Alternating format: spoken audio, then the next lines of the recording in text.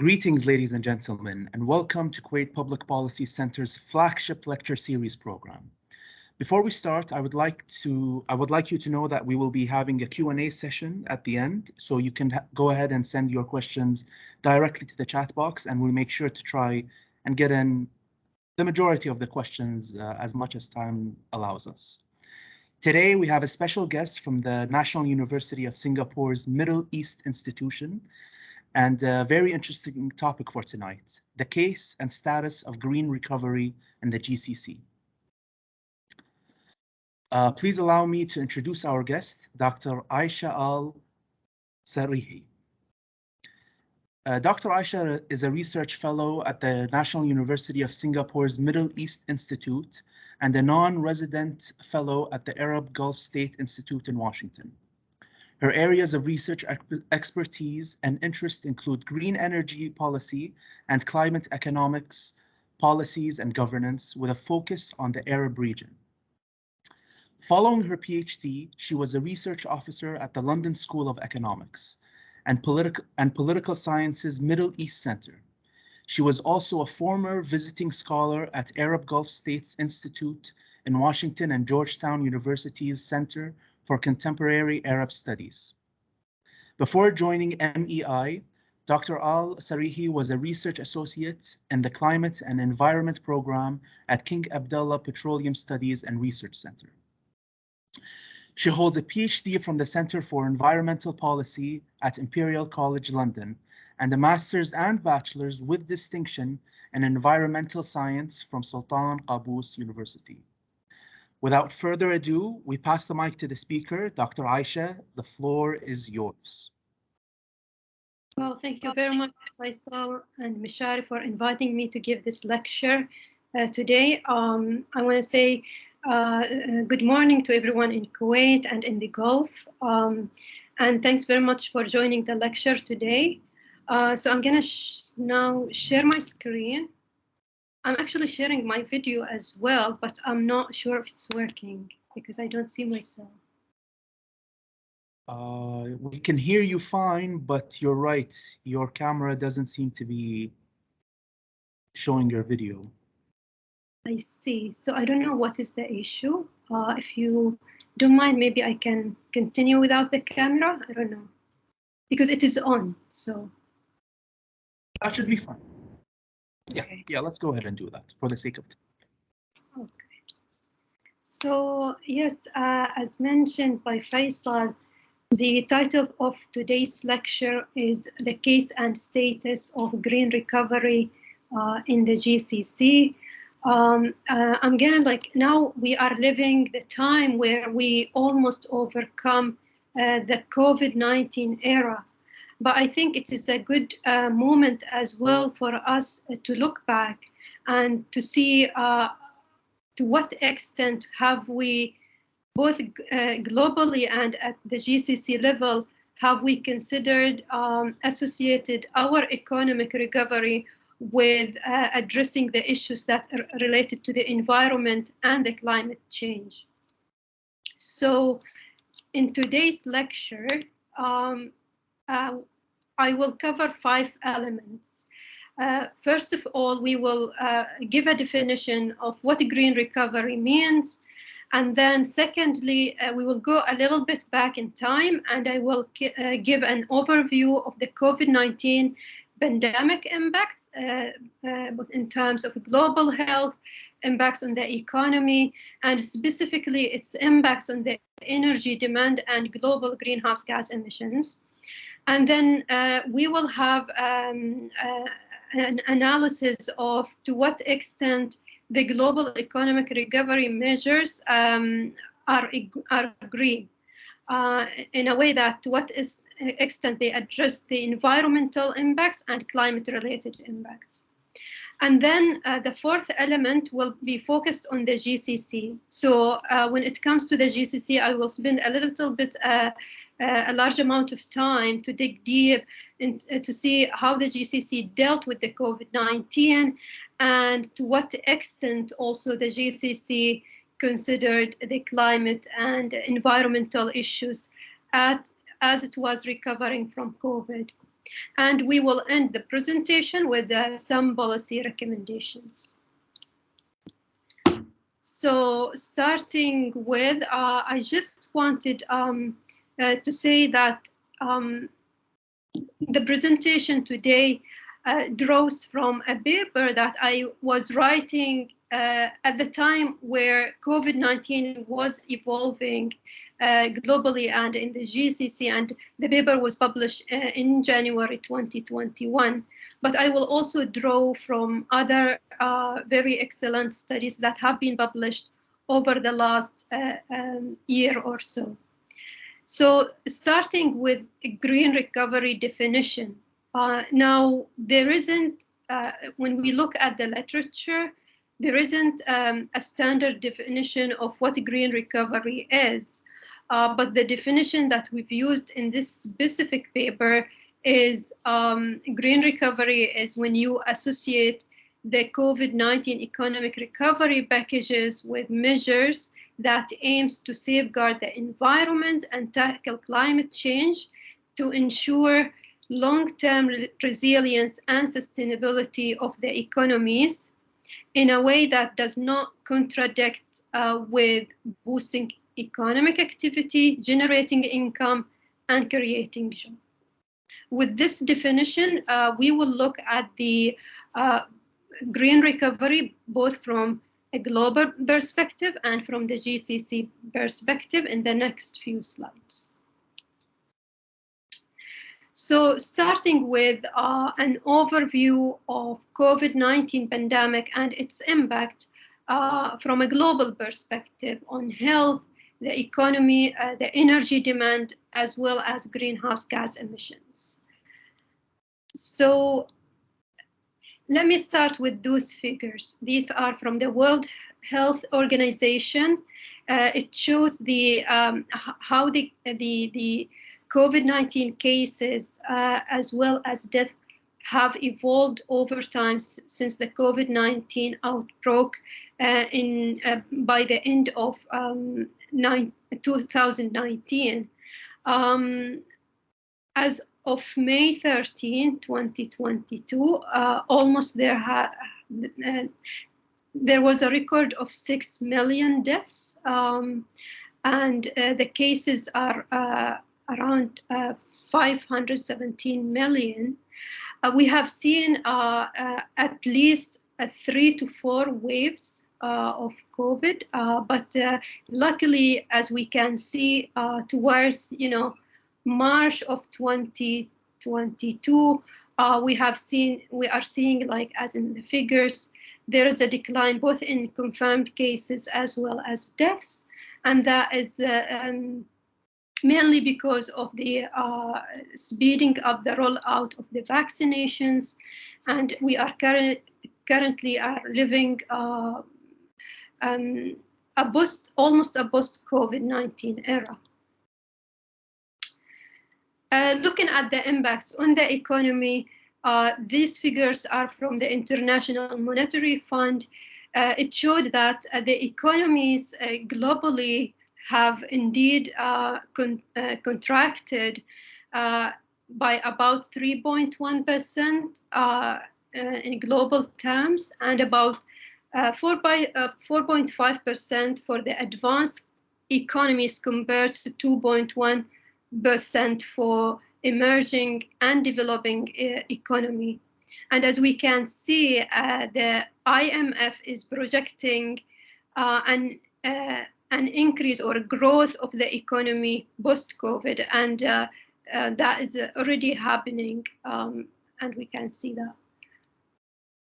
Here is just to show a breakdown of how the different groups of economy have been affected by the COVID. For example, for the Middle East and Asia, the economy have declined by 2.8% in 2020. And the growth for both 2021 and 2020 is not going to be more than steady. It is just around 4.1%.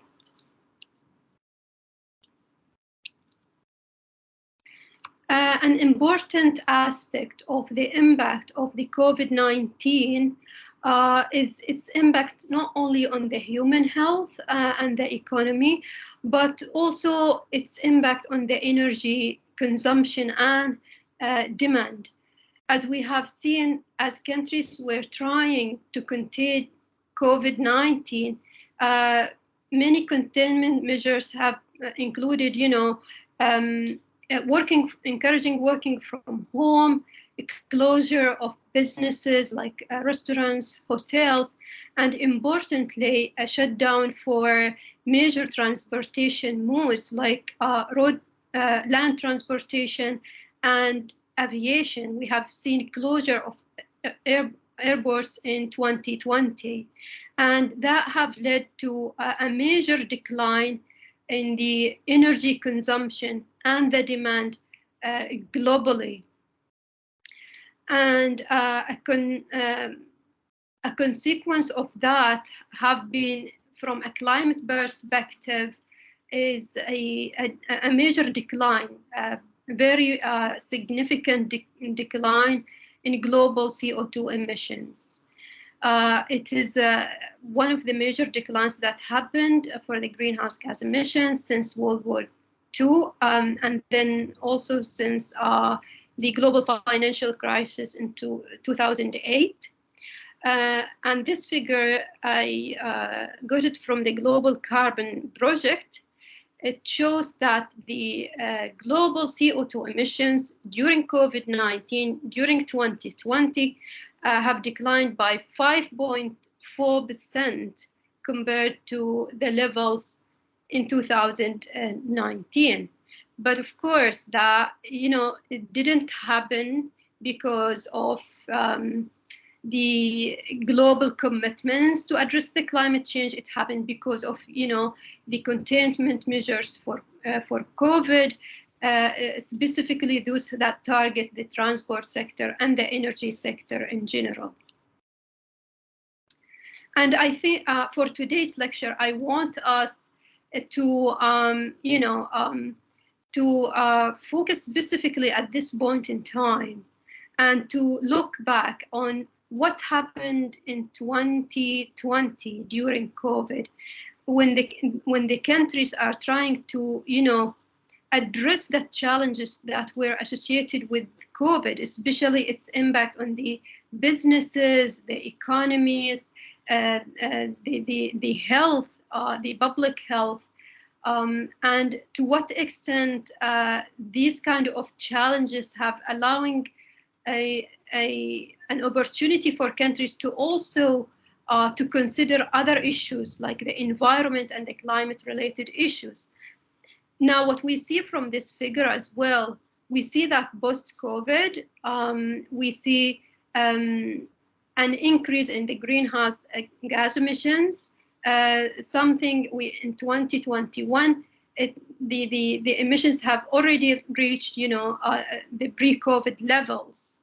So the question is, like, if we look back and how the countries recovering from COVID, the question is, were there a chance for the countries, to attempt maintain that decline in greenhouse gas emissions, and whether the countries, make an advantage of that chance or not? And this is what I'm going to try to show you in the next few slides. So before doing that, here also another source, another figure that came from International Energy Agency.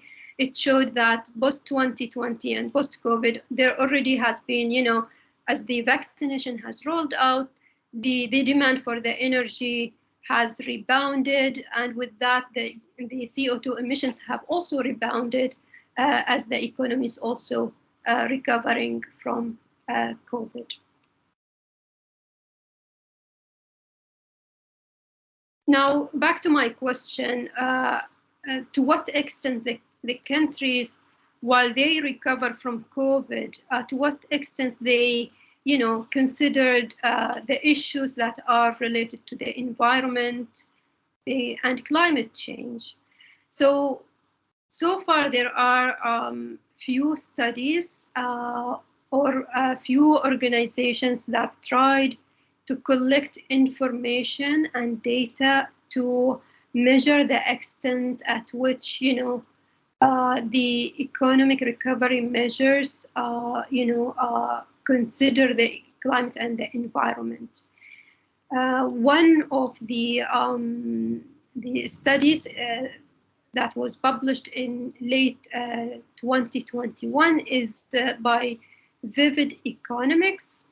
So this study has been applied to 30 countries, and they've looked at 30 economies, and they've looked at the total spending on the stimulus measures. And they made some analysis to see to what extent environmentally related issues have been considered in those stimulus. As you can see in this figure, almost by July 2021, there was 30 countries, or globally, there have been almost 17 trillion dollars have been put forward to tackle the COVID-19, and 28% of those have been actually allocated to environmental related stimulus. Now, maybe this is not very ambitious, but it's, at least there is some, as you can see, some consideration of the environmental issues in the stimulus measures. And to break this down and to see how the countries are doing, or the major economies that have been considered in this study are doing, the Vivid Economics provide this greenness of stimulus index. It looks at how each country, it looked at 30 countries, including one GCC country, which is Saudi Arabia, and it looks at the greenness of their stimulus. So what they did, they when it is not addressing the climate and environmental issue, it is in red. But whenever it is addressing the climate and environmental issue, it is in green, and as you can see, it is labeled as positive contribution. Actually, most of the positive contribution is happening in advanced economies compared to emerging or developing economies. And as you can see for Saudi Arabia, for example, there's some positive contribution, and I will speak about that later on. Here I just wanted to show some of the examples on how the countries have, associated climate and environmental spending in their stimulus measures. A major example, maybe you could remember, is the European Union announcement of next generation EU recovery, where they allocated 30% of their fund to be, spent on green climate change related issues. So the EU was, specific, and it was very it has been put straightforward to support the green initiatives. Also, another example that you might remember is the South Korean announcement of Korean Green New Deal, where they allocated around $36 billion to be invested in green technologies. And this is from the Climate Action Tracker. There are other countries where they announce plans, but it is not really clear whether they allocate that money to green investments. For example, the case of China, where it announced new infrastructure plan, where it can, for a certain degree, spend that money on green technologies and green infrastructure support. So these are some of the examples, and then later on I will give an examples on how the GCC countries have done also during COVID and as they roll out their economic recovery packages.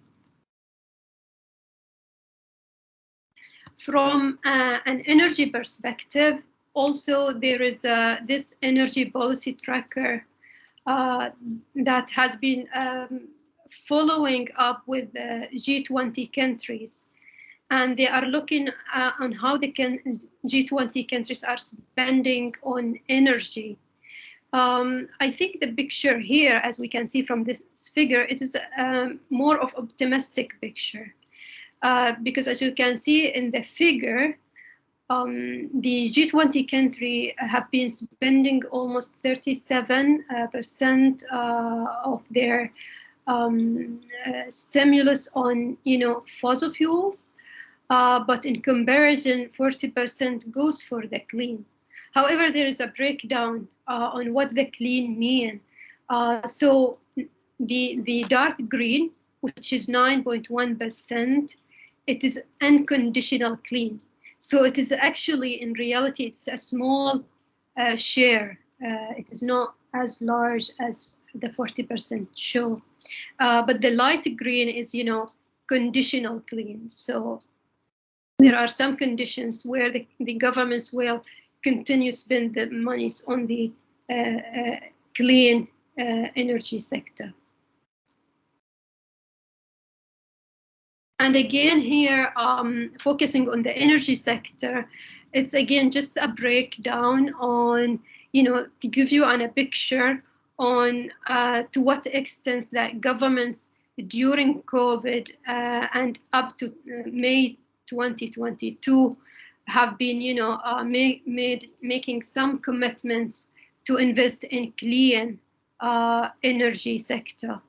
I think, for example, the United States, the United Kingdom, some of the European countries, there is, you can see the green proportion of the commitment is on the clean energy. And then for other, especially the emerging economies, you can see the share of the clean is almost negligible.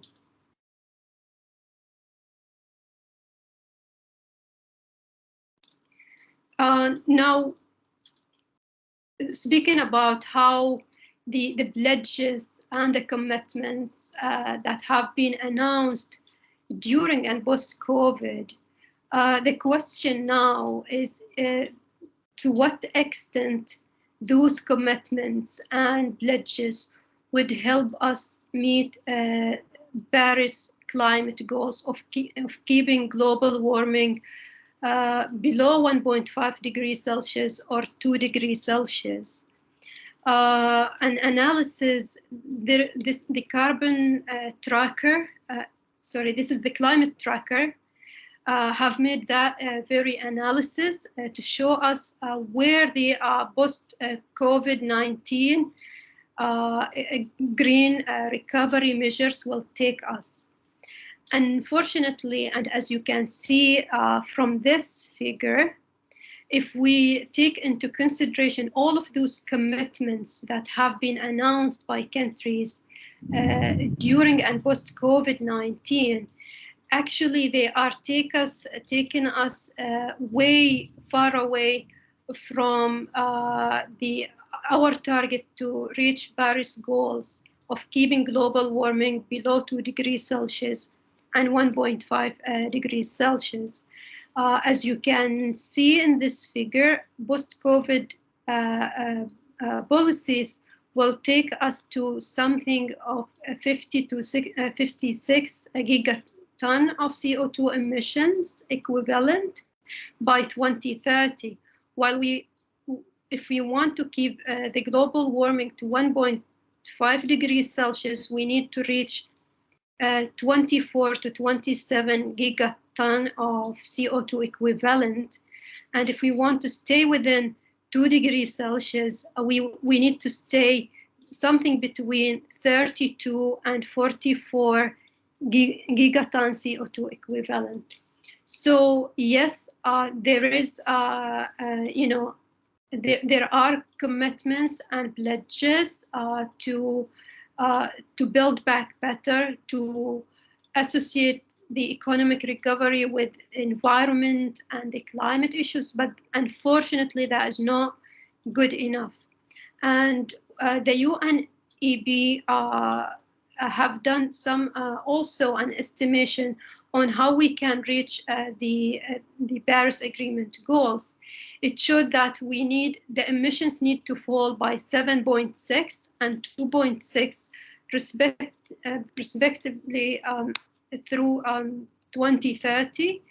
And that is, much higher than what happened during COVID, as I showed in previous figure.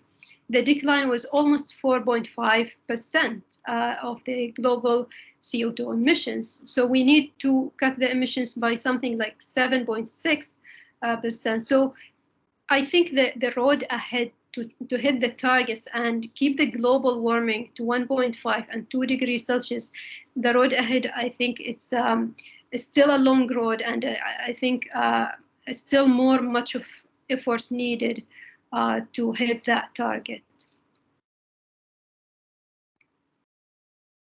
With that, now I will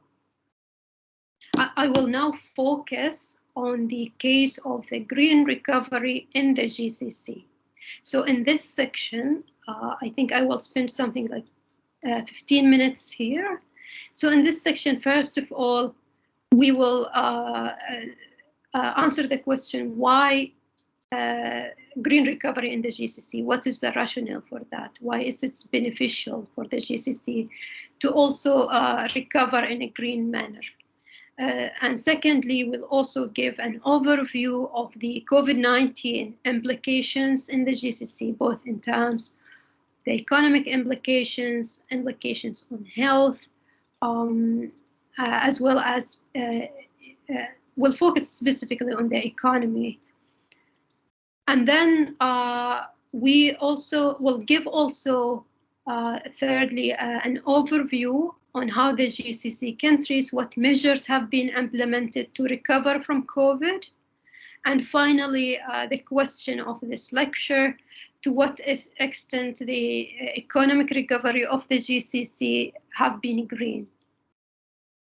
So with that, let's start with the first point, the rationale for green recovery in the GCC.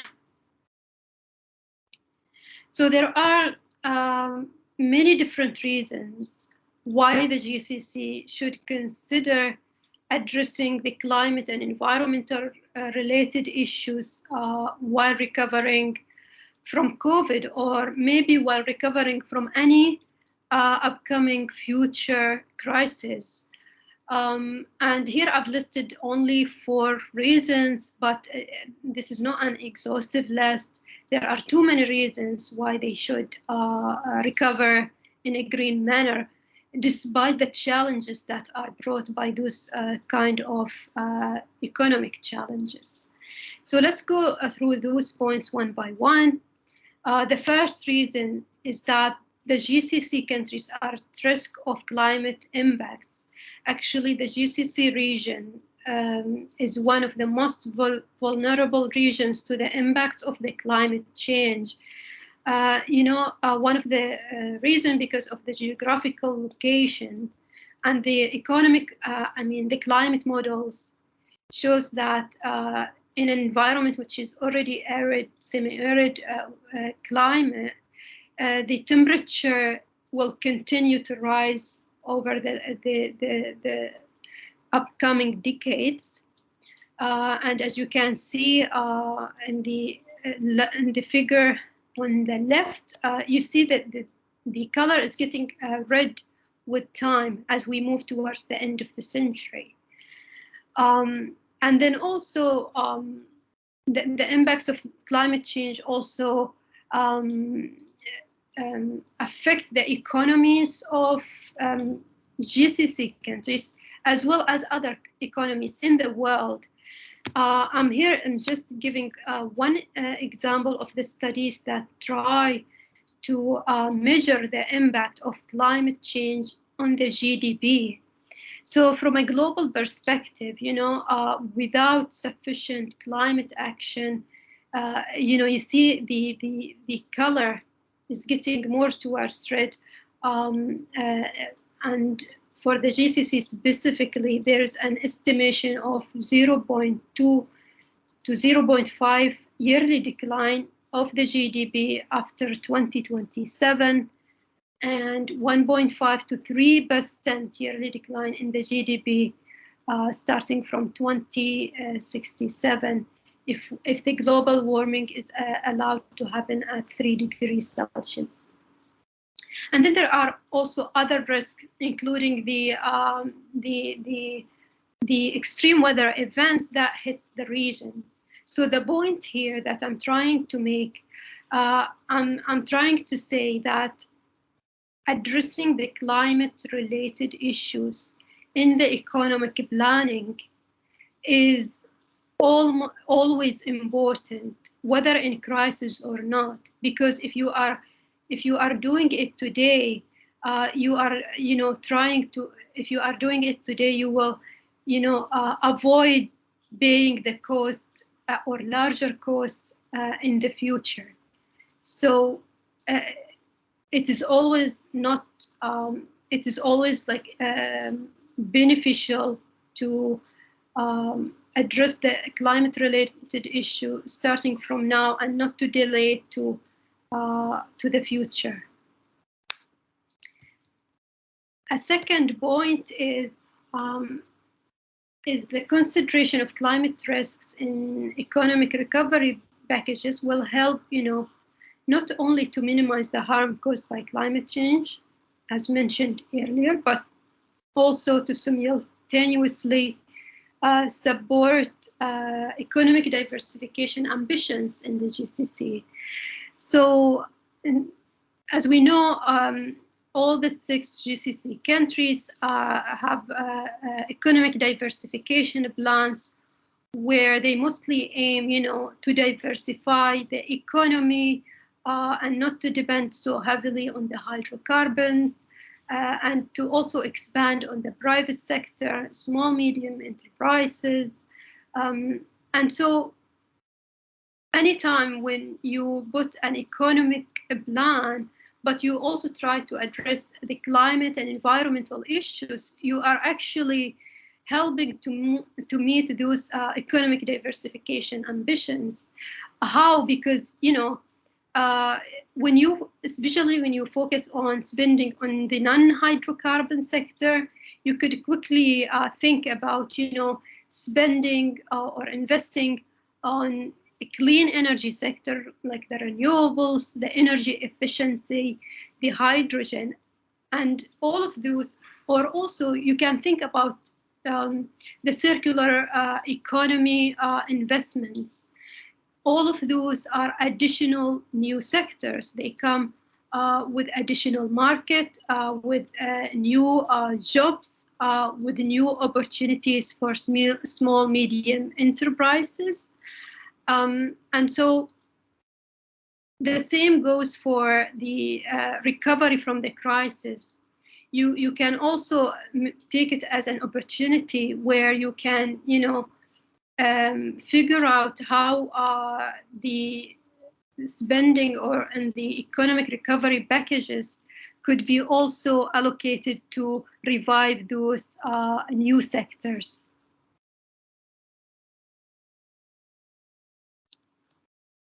A third point, and specifically for the GCC, is that, if you don't do the green recovery at home, it is actually happening somewhere else. So for the GCC, all the trade partners or the major trade partners like the EU, Japan, India, China, all of those actually have,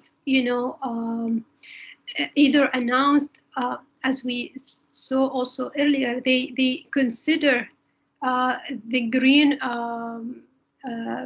recovery in their economic recovery packages. And they are also having ambitious nationally determined contributions to decrease their greenhouse gas emissions and to reach net zero towards the mid or end of the century. And that have potential implications on the how the dynamics of the hydrocarbon trade in the future could look like. If you want to reduce greenhouse gas emissions that mainly comes from the combustion of the fossil fuels, you aim then to reduce the consumption of the fossil fuel resources. And this potentially for the GCC could mean the GCC should be ready for a future where the demand of the hydrocarbon resources, especially oil and natural gas, could decline in the future because of the acceleration of climate action in other countries around the world. So the point here is better to be ready rather than, delay such climate-related actions. A fourth point also is that green recovery would help the GCC countries to meet their climate mitigation and adaptation ambitions that have been listed in their nationally determined contributions.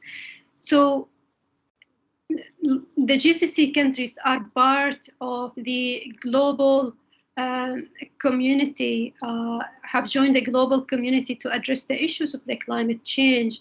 They have signed and ratified the Paris Agreement, and with that, they've also submitted nationally determined contributions where they've listed the climate mitigation and adaptation ambitions. The GCC countries have also put in place some climate-related targets and strategies, including the announcements of net zero targets in Bahrain, Saudi Arabia, and the UAE, and all of the GCC, have renewable energy and energy efficiency targets. Also, we have seen some announcements for the national climate strategies across the GCC, including in Oman, Qatar, Saudi Arabia, and the UAE. Now, addressing those climate-related issues in economic recovery, especially through the bailout and the providing the loans, it's going to help to meet those climate-related ambitions in a timely manner. So, and so not also to pay higher costs in the future.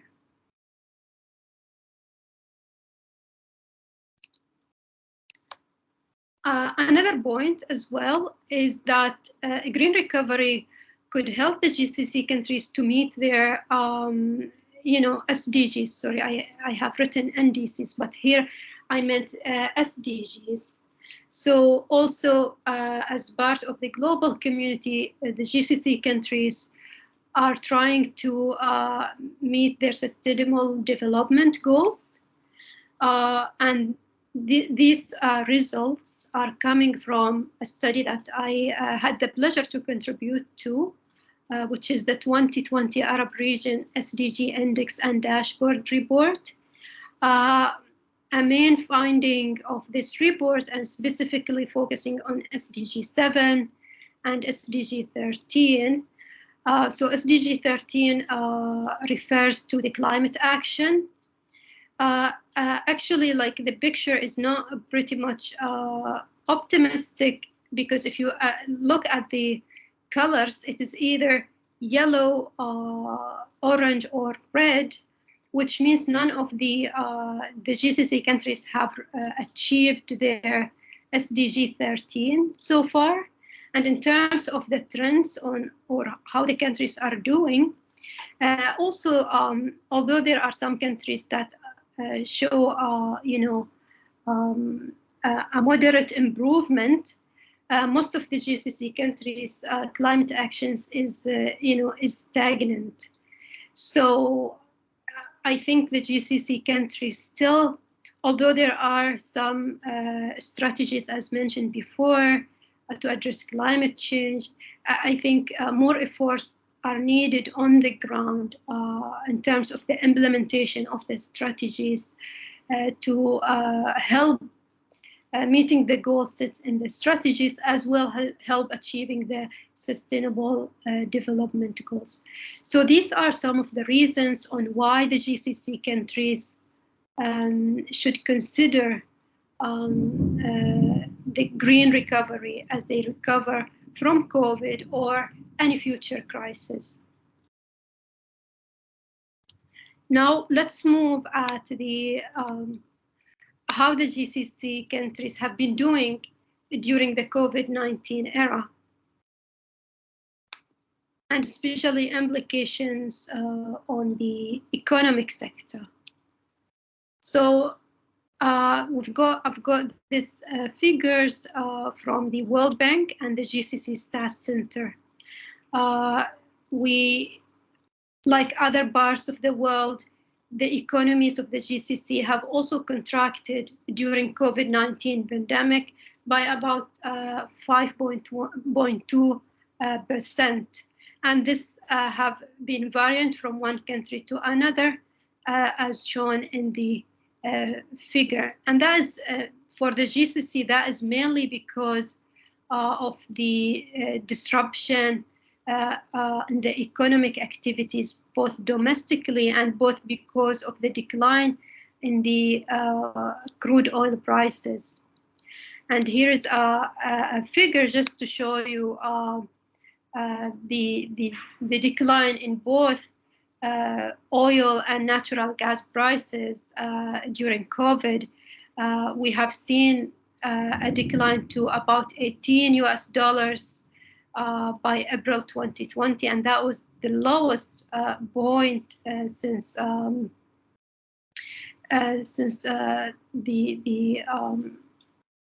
compared to almost $90 in 2019.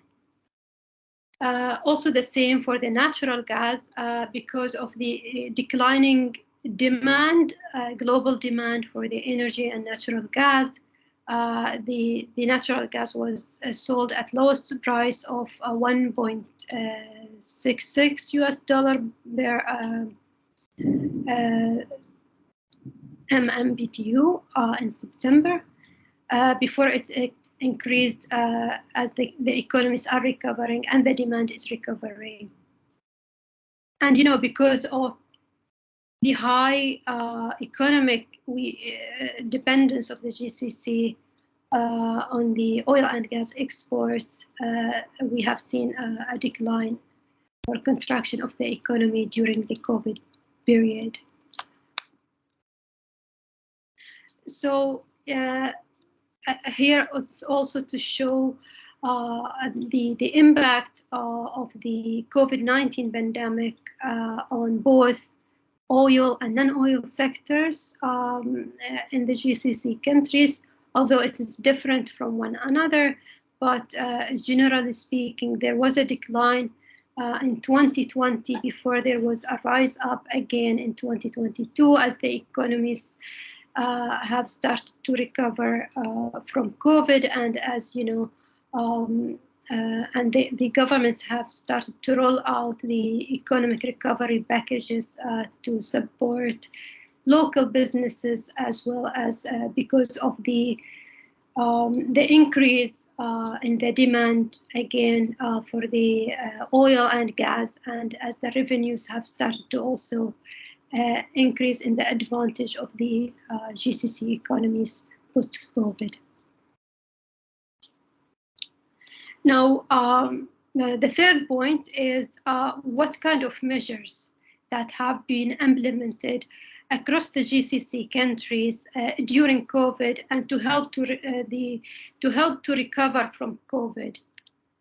A good summary have been provided by this study done by Dr. Mari Lumi and Bayoumi in 2021. They have provided a good summary of what kind of short-term physical measures that have been implemented across the GCC countries.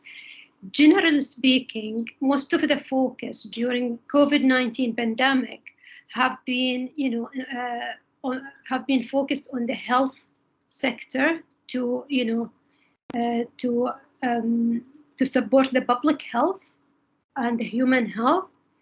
This was a priority. And secondly, another priority has been on how to help the economy to revive. And that comes in terms on, how to support the, or how to help the oil prices, or to bring the balance on the global energy market, so the oil prices and the natural gas prices could start to rise again, and the revenues from the oil could, increase again. And also from a domestic point of view, the governments have been focusing on how to help, the small, medium enterprises, the private sector, the individual businesses to revive as a result of the impact of the COVID, and also how to support the some hard-hit economic sectors like the aviation sector. There have been a lot of bailout for the aviation sector, and also how to support the macroeconomy. We have seen some increase in the VAT, for example, in Saudi Arabia, from 5% to 15% during COVID. So that is in general. The focus was mainly on in public health, and as well as, the revival of the economy. So far, we see nothing, has been focused on the climate or environmental issues, because, the governments have been trying to focus on the main challenges at hand. However, that said, through in the next slide, I will show that actually, despite the exclusion of climate and environment-related issues in the economic recovery packages in the GCC, there have been some other efforts and commitments that have taken place during the COVID period, as well as as we recovered from COVID. And the table here is providing a summary of some of the green commitments and pledges that have been announced, either in 2020 or 2021 as we recover. And examples include announcements of net zero target in Bahrain, Saudi, and the UAE. We have also seen a regional momentum to accelerate the development of the hydrogen in the region, including in Oman, which announced a hydrogen alliance, national hydrogen alliance. Also, Saudi Arabia in 2020 announced it will implement a large hydrogen project in NEOM. The UAE also announced Abu Dhabi Hydrogen Alliance. Also, another example is the UAE announcement of circular economy policy in early 2021. And apart from that, apart from that, also Saudi Arabia announced 50% renewable energy target to meet its electricity generation from renewables by 2030. So this gives us an idea that despite the challenges faced, the health and economic challenges faced by the region, the climate and environment related issues have also not been forgotten for good during those times. But also here, just also to say that perhaps these also not pretty much related to COVID-19. These are happening also at a time where the countries are running up for the COP26 last year in Glasgow. So it was a timely for those countries also to show their ambitious climate-related ambitions. And that's also because the GCC countries are, at a stage where they are also looking forward to host the COP28 in the UAE, and also to be pretty much at the global eye when Egypt this year also hosting COP27. And also just from a renewable energy perspective, I also wanted to say that COVID-19 has not slowed down the renewable energy projects that have been in the pipeline already before COVID. As you can see, the total renewable energy installed capacity in 2020 is larger than that in 2019. Actually, 2 projects have been launched during the COVID-19 pandemic. The Sakaka solar project in Saudi Arabia, and also another solar project in Abri in Oman.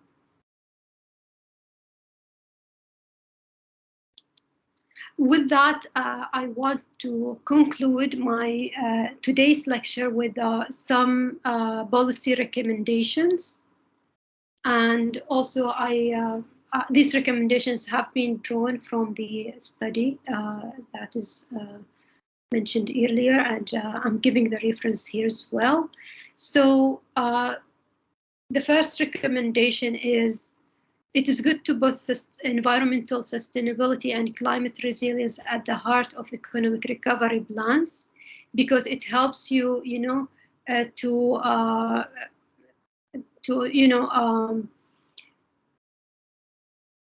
get the benefits of the green recovery early on and avoid the cause of the climate impacts in the future.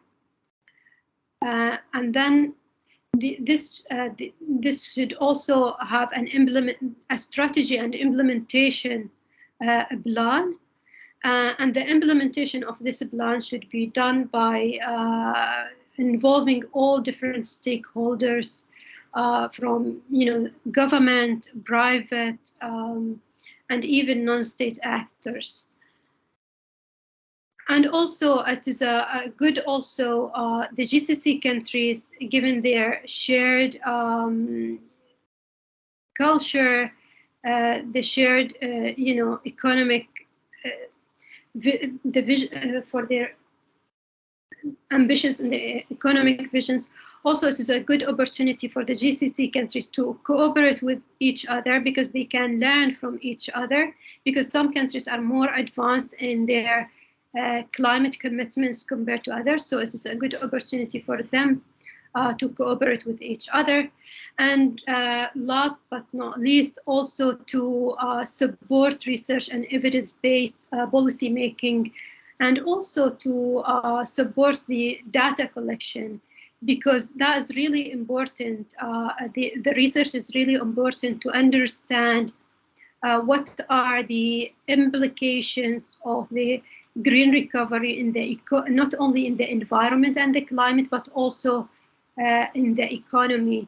And without research, it is really hard to inform the policy making, both in the short term and the long term. With that, I will conclude my presentation, and I pretty much look forward to your questions. Thank you. Thank you, Dr. Aisha. I think the lecture was both eye-opening and extremely provoking. I like how you kind of built the relationship between not only the environment, but also how it relates to the economy, and how looking in the future, the price, let's say, of not that carbon transition, the price of not transitioning as fast as possible away from that, how it can have an effect on us. So for the audience, we're going to be starting our questions. Please, if there's anything that comes to mind, making sure you write it in the chat. We'll be sure to ask any questions. Okay, so Dr. Hussein says, are there some global environmental safety policies were adopted by the competent international organization after COVID-19?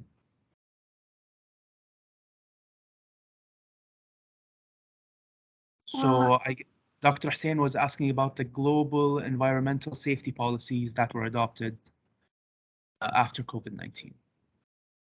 Okay, so environmental safety policies, I'm not clear what does that mean. If Dr. Hussein can use the mic.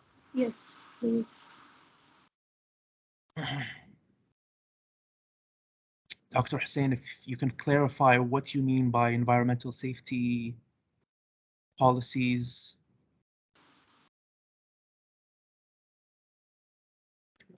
Okay, we'll wait for the question for clarification from Dr. Hussein. We have another question here. It says, with the war in Ukraine happening and the supply of energy is disrupted, Europe is looking more likely to rely on coal for the short term to offset the loss of Russian oil. With the rise of the global CO2 emissions in the short to medium term, do you think it is realistic to say that this spike in emission will lead to further global action to curb emission rates? Will things get worse before they get better in terms of CO2 COP 25 and 26 implementation? Well, thank you very much. This is a very good question. Yes, unfortunately, because the countries are trying to put pressure over Ukraine, and to phase out the dependence on the Ukraine hydrocarbons, oil, gas, and the coal. Unfortunately, we are seeing that some of the short-term solutions is to open up the coal plants in Europe, as well as importing or diversifying the oil and gas supply from other countries. So, although there is some, announcements and commitments to also rely on the renewables, but renewables cannot meet those short-term needs. So most of the focus at the moment is on the hydrocarbons and the coal. And yes, there will definitely be an increase in the greenhouse gas emissions. I have been following this topic since the Russia-Ukraine crisis. There isn't any study there this far that have calculated how much greenhouse gas emissions as a result of the breakout of the Russia-Ukraine crisis. But yes, definitely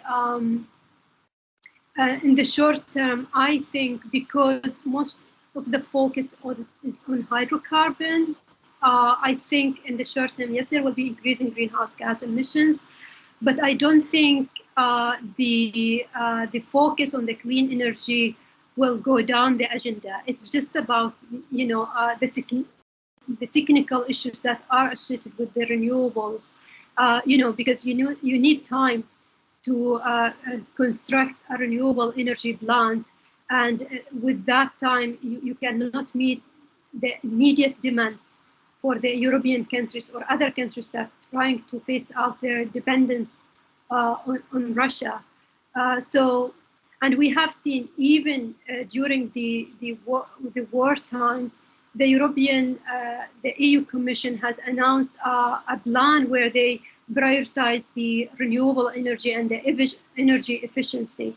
So yes, it's not I don't think in the long term it's going to push the renewables and the energy efficiency and other clean energy sources down the agenda, because these countries also want to meet their own climate commitment goals and reaching their own net zero targets. So they also want to be energy secure and not to depend to any other country. So I believe like the focus on the clean will be more and more in the coming years. I agree. I think it actually builds more of an incentive to not rely on external energy sources, but have renewable energy sources from within. Abdullah is asking, I guess he wants you to comment on the fact that we're really, in developing countries, we're challenged by the available technologies and funding. Yeah, he's saying if you have any comments on that, on the challenges in technology and funding from developing countries to implement basically the zero emission plans. Okay, are we speaking about the flow of climate finance? Yes, yes.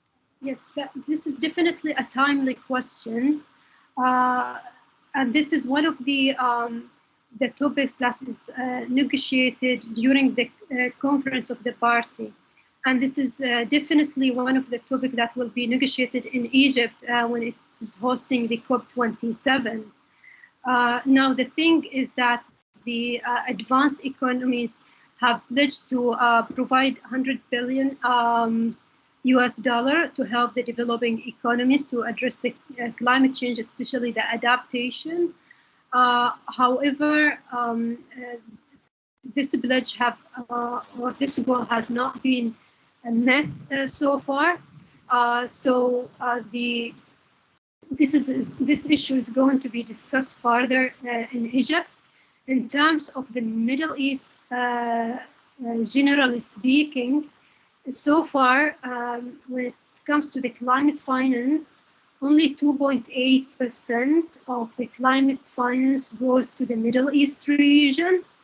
And if you look on how that finance is allocated to the climate-related projects in the region, it, despite like the impacts of the climate change and the need to adapt to the climate change and develop climate adaptation projects, most of the finance actually is almost 80% goes to climate mitigation projects. For example, in renewable energy projects and other energy-related projects. So this is also one of the issues that needs to be discussed, and a serious agreements need to reach out in COP27, and also not only through the negotiations, I would say, but also in the actual terms on really how the countries want to improve their access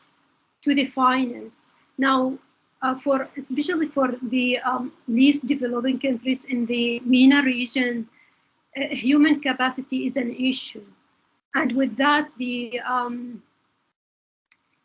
governments needs to seek the help that is needed to advance the human capacity, and therefore to help understand what is, or quantify the impacts of the climate change, and then specify in quantity how much of climate finance is needed and to what specific projects.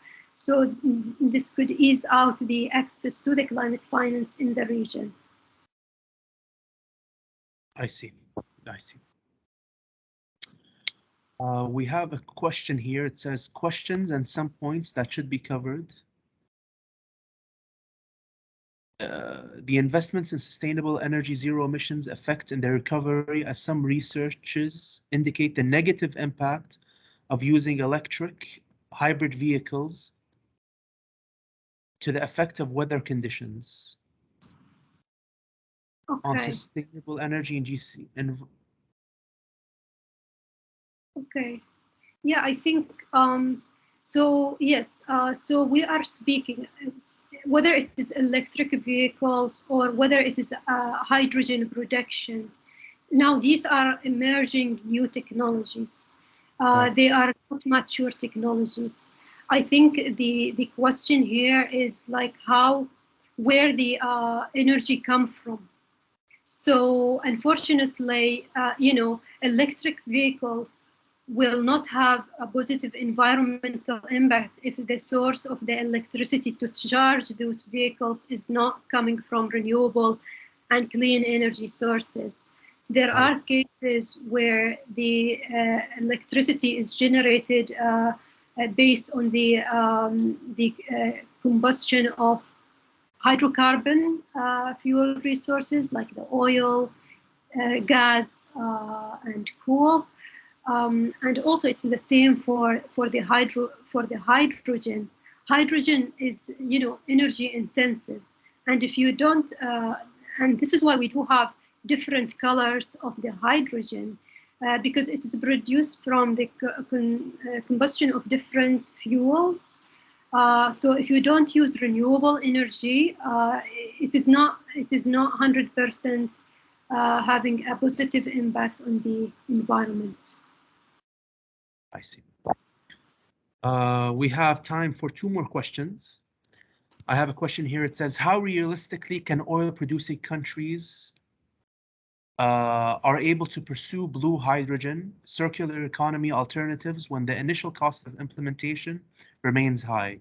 What do you think the percentage of clean energy to fossil fuel energy be for these oil-producing states? Yes, so this is actually this question is also going around in the policy-making arenas. We think that there is high cost for those kind of projects.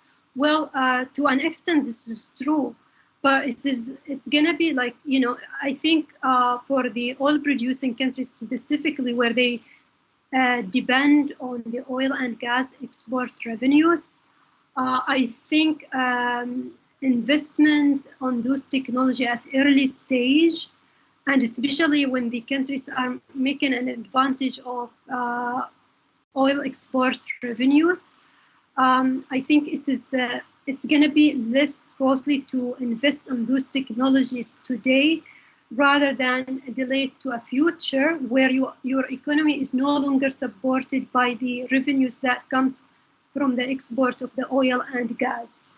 So I think that this question is kind of like a trick we are trapped in, and we need to,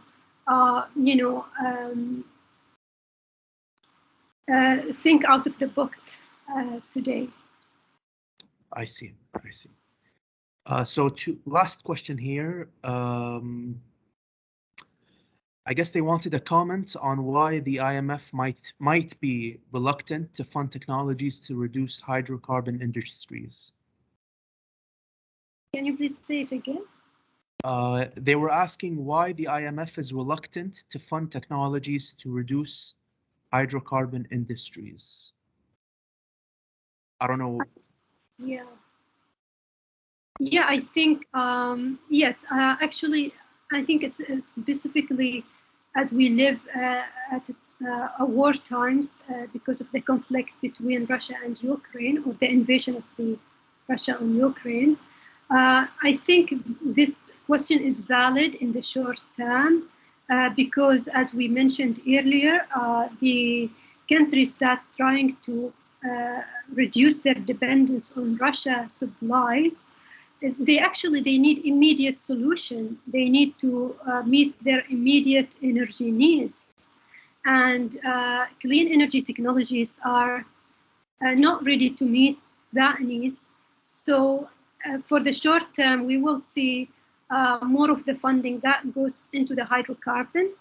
And this is also true because we have seen that because of this cut in the supplies from Russia and the global energy market, you need also to bring that balance to the market because you also want to reduce the energy prices and, address the issue of the inflation globally. So short-term solution, yes, it will be on the hydrocarbon, but as mentioned earlier, and also as countries seek to find energy security solutions in the long term, I think the investments and the funding that goes to clean energy technologies also will take place in the short term, but the outcome will be felt in the long term. I see. Dr. Aisha, I think I speak to myself and the audience. It was an absolute pleasure. Before we wrap up, we'd like to take a quick photo, if that's possible. Dr. Aisha, I don't know, is your camera still not working? Yeah, I think I have an issue with the Microsoft. It is on. Yes. I see. And audience members, if you'd like as well. Okay. Oh, Dr. Aisha, I think it just opened, by the way. Is it? Good. I don't see myself. No, now it closed, but just for a second it came back. Okay, let me turn off and turn on then. Yeah.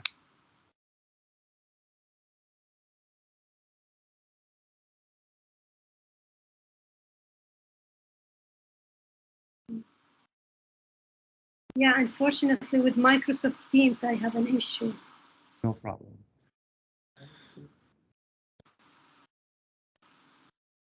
Okay, we're good. With that, I would like to thank you, Dr. Aisha, for your time. I think it was a very insightful lecture. I would also like to thank our audience for their participation. This is our this is our closing lecture for the series. Please keep an eye out for future lectures next season. We will be announcing them on our Instagram, our Twitter. You can find us all over. And you can always learn about what we're doing through our website. In fact, this lecture itself and all our previous lectures will have a link on our website if you want reference to it. Whoever wants the slides themselves, Dr. Aisha has given us permission to share them. You can email my colleague Mshari, and he wrote his email in the chat. Thank you all very much, and hope to see you next season. Thank you. Thank you very much. Thank you so much, Aisha. Thank you very much.